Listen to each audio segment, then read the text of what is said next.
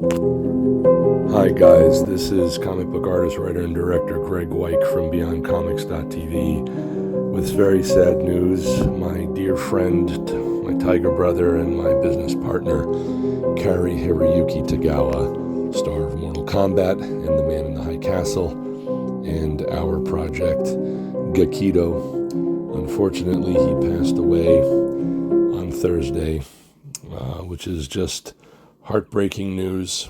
And he had suffered from a stroke. It's very upsetting, and he passed away of complications from that. It's a very upsetting thing. I know that he was totally fine. He got the vaccine for COVID, and then 4 weeks later he got a stroke, and it's just horrific. I had spoken to him right around his birthday, and he's totally cognitive and everything, and it's just very devastating that this had done this. It affected him, and it was unfortunately noticeable and sad, and even though he was functional, he was hurt by it. I didn't think it would take him though. And I'm just devastated by it. He was a lovely man, and he always spoke of never be in a position where you have the fear of death, but instead let's make it the death of fear, something very important that he always spoke of.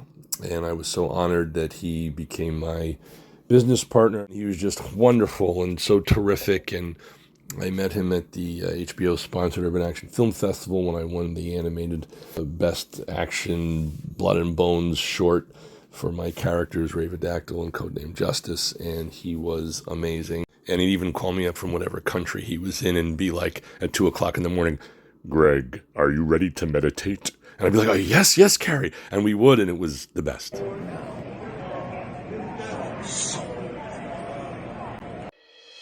Sunda told me about your Ravedactyl artifact.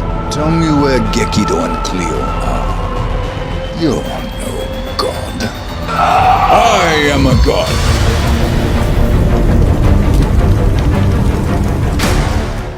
And he said in this wonderful voice to the director of the show, of the convention, "I want to know who directed this." And I heard him, and I said, "Oh my God, it's me. And I start jumping up and down like a 5-year-old, all excited that Shang Tsung, the leader of Mortal Kombat, wants to inquire about my stuff. And I was always a huge fan of his, and even drew him back when I was, in college, when I was 18 or something, just out of my imagination from the Mortal Kombat movies, never thinking I'd ever get the opportunity to meet him. And then I did. And then he looked at me and he said, "Did you create these characters?" I said, "I did." He said, "We will have a meeting at the after party." I was like, yes, okay.